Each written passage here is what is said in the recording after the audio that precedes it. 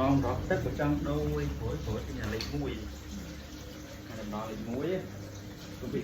cái làm đòn lấy muối lò bầy mốc như ngao mà rẻ làm chu làm đau bài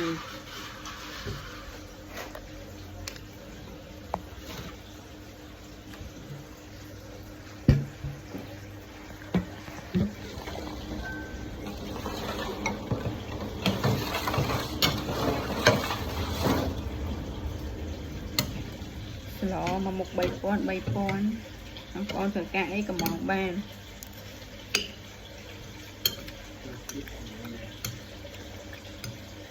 tình đi ai đó chuyện làm mày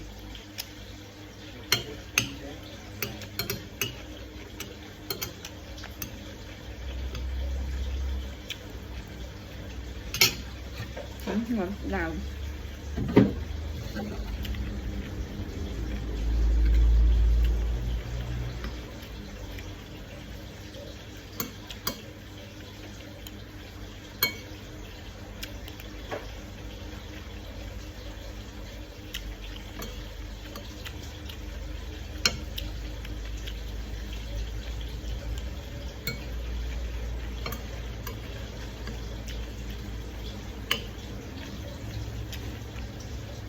thì tôi tạo thằng áo ra rồi